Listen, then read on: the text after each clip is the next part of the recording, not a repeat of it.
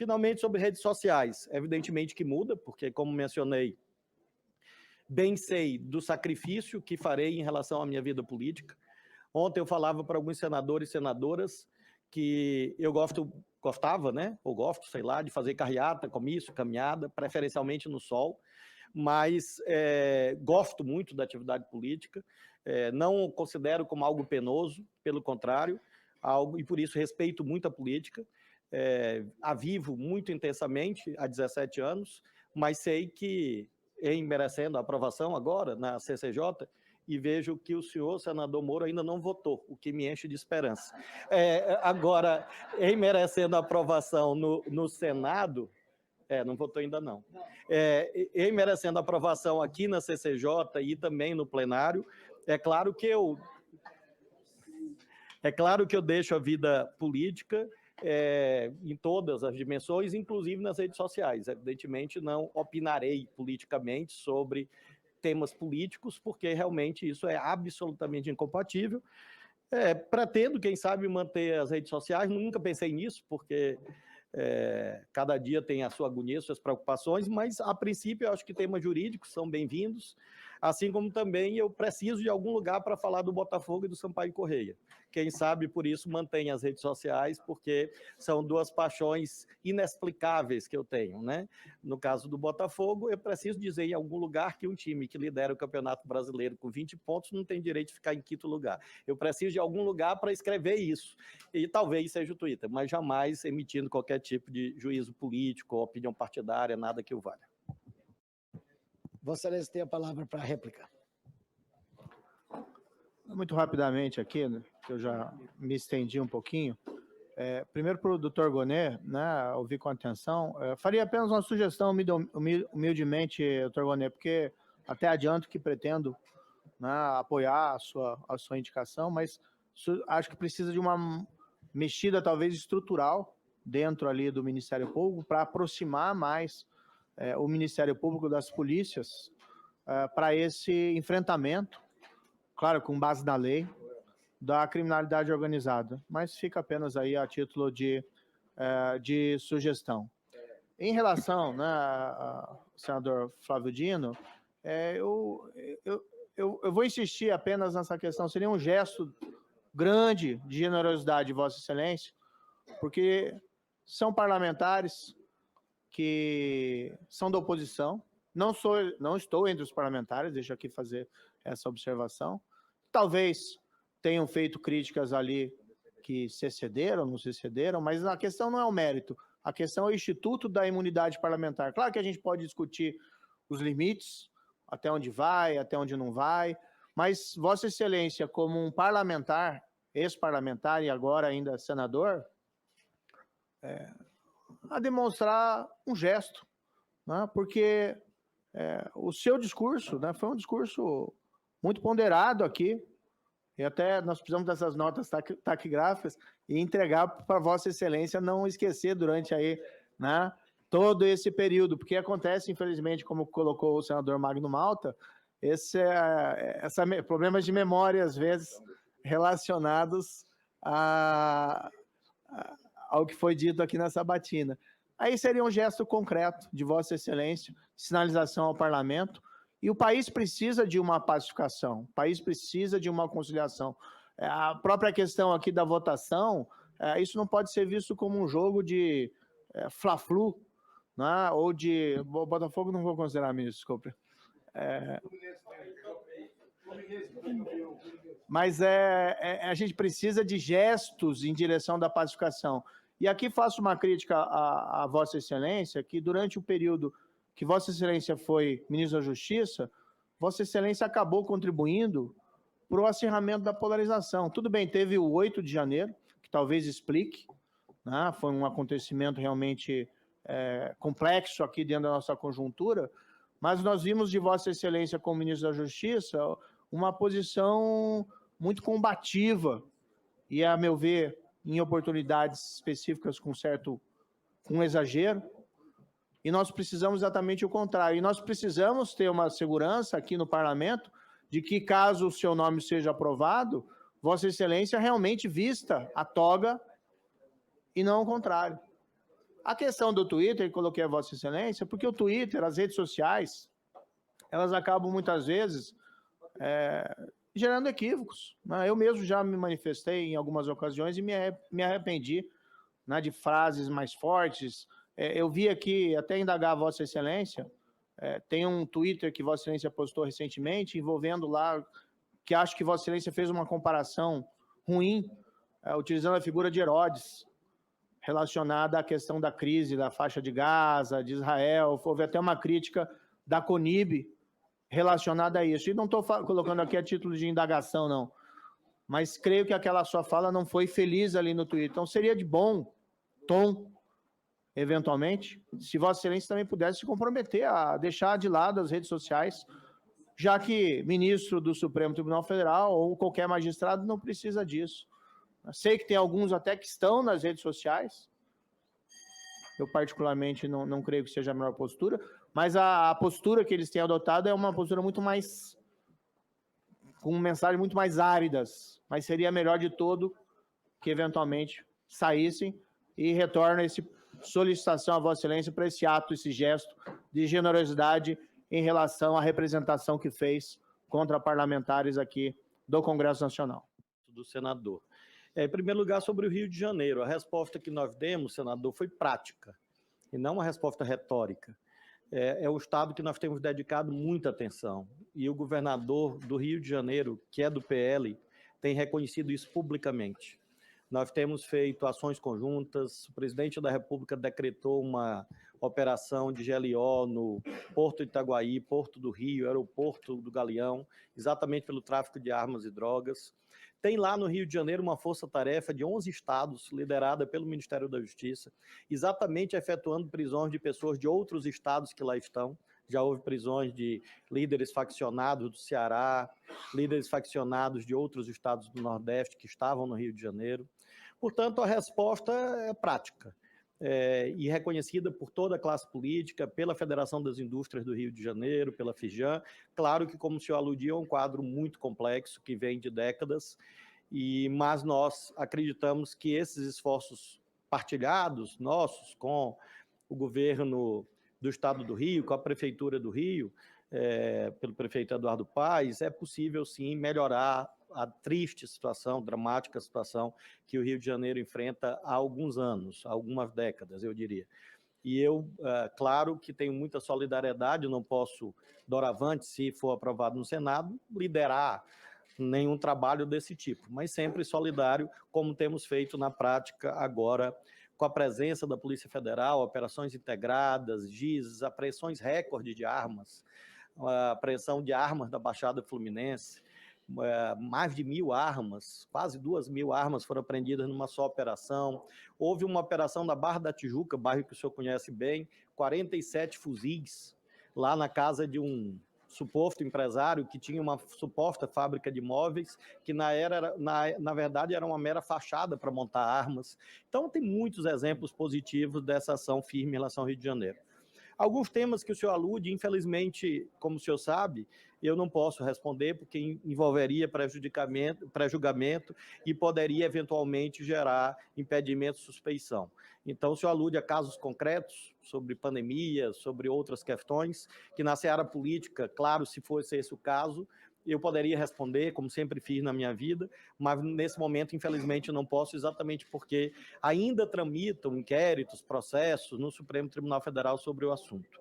Sobre a questão do controle de mídias, o senhor usou uma expressão que eu creio que é a chave daquilo que tantos e tantas aqui falaram. O senhor usou a seguinte expressão: todos têm que medir as palavras? Sim, claro. Esse é o ponto. Essa é a diferença fundamental. Enquanto todos não medirem as palavras, é claro que haverá perpetração de crimes em série. Isso vale para as redes sociais, o senador Petecão acabou de descrever. Se nós abrirmos, nesse momento, as redes sociais, de qualquer um aqui por amostragem, ou mesmo as minhas, nós vamos encontrar as coisas mais abjetas, impronunciáveis, criminosas, sendo escritas. Então, o problema não é que medir a palavra esteja errado, como o senhor disse. É o contrário. Medir as palavras é o certo. Eu tenho absoluta certeza que o senhor faz isso em casa e todos nós devemos fazer na vida pública. Claro que não basta. Lembremos, senador, que mesmo a relação de maior intimidade e privacidade que existe, que é a relação amorosa, é regulada juridicamente. O casamento é governado por regras. A relação amorosa que se estabelece, ela é regulada pela Constituição, pelo Código Civil. A relação de pai e filho é regulada por leis. O senhor não pode fazer o que quiser em relação aos seus filhos. Ora, se todos os âmbitos da vida humana têm regulação, onde está escrito que só a internet não pode ter? De onde emergiu essa mitificação, a não ser dos interesses, eventualmente, empresariais, que não interessam ao debate jurídico? Nós temos uma lei que regula a internet, parece que é algo atípico que eu estou falando. Não, esse Congresso, este aqui, aprovou o Marco Civil da internet. E o senhor vai no artigo 19 e vai no artigo 21, o senhor vai encontrar regulações. No caso do artigo 19, quase inexistentes. No 21, mais rigorosas. Se o senhor abrir a sua linha do tempo, a sua timeline aí, muito dificilmente o senhor vai encontrar cenas de nudez não consentida. Por quê? Porque há o artigo 21 do Marco Civil da internet e há uma moderação ativa de conteúdo das empresas. Se o senhor fizer uma pesquisa sobre compra de terno ou de sapato, o senhor vai receber durante semanas propaganda de terno e de sapato. Por quê? Porque as plataformas não são neutras, ao contrário do que no artigo 19 do Marco Civil da internet está escrito, e muitos acreditavam em 2014. Na verdade, as plataformas se transformaram em curadorias de conteúdo. Ora, se você tem uma atividade empresarial qualquer destinada ao lucro, qual que não é regulada? Se alguém estabelece um comércio num shopping, tem regulação. Se alguém abre uma farmácia, tem regulação. Uma indústria também tem. Então, é realmente um debate de vanguarda. E veja, considero que é o debate jurídico mais importante do século XXI. Porque nós estamos no limiar do perecimento das condições de se realizar eleições, com o abuso da inteligência artificial. Todas as senhoras e os senhores sabem disso. E não vai haver regras? Imaginemos a inteligência artificial servindo, como hoje há nas plataformas, a incitação de crimes. Eu vi, senador, eu vi incitação de suicídio de jovens. Eu vi jovens chantageando outros jovens. Eu vi meninos chantageando meninas para praticarem atos de vilipêndio sexual. Os seus filhos estão expostos a isso e as crianças e jovens do Brasil estão expostos a suicídios sendo transmitidos ao vivo. Isto é ditatorial, tratar disto? Ou é prezar os valores mais sagrados que a civilização humana conseguiu erigir? Da vida, da integridade física. Então é isso que eu sustento, e sustento com convicção, a partir de critérios jurídicos. Nenhuma atividade empresarial é desregulada. Nenhuma atividade humana é desregulada. E não há argumento de intimidade e privacidade. Porque no recesso do lar há regras jurídicas. Os homens podem bater nas suas esposas? Os homens podem matar suas companheiras? Não. E alguém vai falar de liberdade? Para matar? Para discriminar? Para ofender? Para crianças, repito, crianças serem vítimas de toda sorte de abusos. E aí, de fato, eu tenho uma convicção jurídica, veja, jurídica, de que o caminho da União Europeia é um caminho virtuoso. A União Europeia, que é o berço, junto com o Oriente Médio, da civilização que nós construímos nas Américas. Então, a União Europeia oferece o caminho de regulação. O professor Gonê, versado nesses temas, também estuda essas matérias. Finalmente, sobre inquéritos. Repito o quanto disse. Todos os inquéritos que eu enviei, requisitei, etc., estão por mim assinados. Todos estão lastreados no artigo 145, parágrafo único do Código Penal e na Lei 10.446 de 2002. Eu jamais aludi a pessoas, e sim a fatos. Não existe inquérito para investigar pessoas. Existe inquérito para investigar fatos. Então, jamais eu antecipei juízos de valor. apenas encaminhei fatos. E lembro que os inquéritos não tramitam no Ministério da Justiça, eles tramitam numa das polícias mais reconhecidas no mundo, que é a Polícia Federal do Brasil. E tramitam perante o Ministério Público e o Poder Judiciário. E eu quero aqui homenagear, sim, toda a equipe da Polícia Federal, liderada pelo doutor delegados, agentes, que tem feito um trabalho notável em relação a esses assuntos. E afirmo ao senhor, jamais a Polícia Federal foi por mim usada para fins políticos, a não ser aquilo que a lei manda. E se eu não tivesse feito, aí que eu estaria cometendo um crime de prevaricação.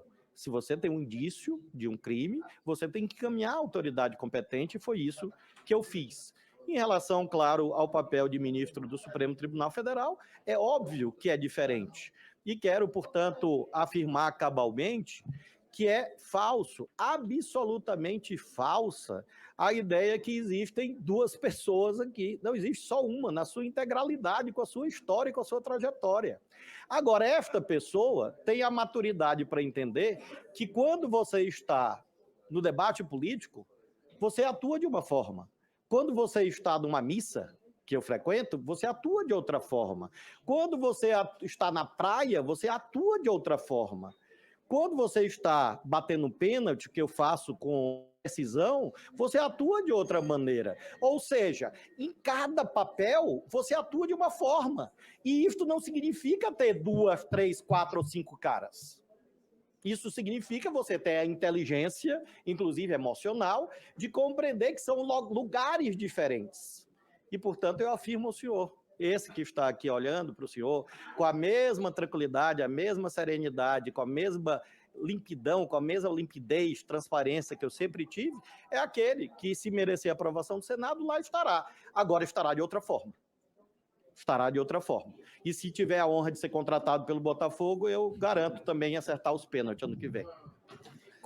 Réplica, senador Flávio Bolsonaro. Eu, sinceramente, espero que a inteligência emocional, caso o senhor seja aprovado, que o senhor está tendo aqui hoje, seja que vai ser no Supremo Tribunal Federal. Porque se for a inteligência emocional que nós vimos aqui enquanto político, eu tenho minhas grandes preocupações. Só um breve comentário, eu acho que a premissa está errada, senador Flávio Dino, até na fala do senhor mostra isso. Porque o que a gente tem que perseguir são os criminosos, não são os instrumentos. Se alguém usa a internet para cometer um crime, para incentivar suicídio, para cometer qualquer crime que seja, a impunidade é que é o grande problema. As pessoas ficam impunes. As pessoas têm que ser investigadas e punidas na sua proporção. Não é a internet que faz isso, são pessoas que fazem isso. Assim como é equivocado achar que um instrumento, arma de fogo, que gera violência. Não é. A arma não atira sozinha. É um criminoso que usa ela mal, ilegalmente. Esse é que tem que ser punido. As premissas estão erradas do combate a um problema. Como a DPF 635.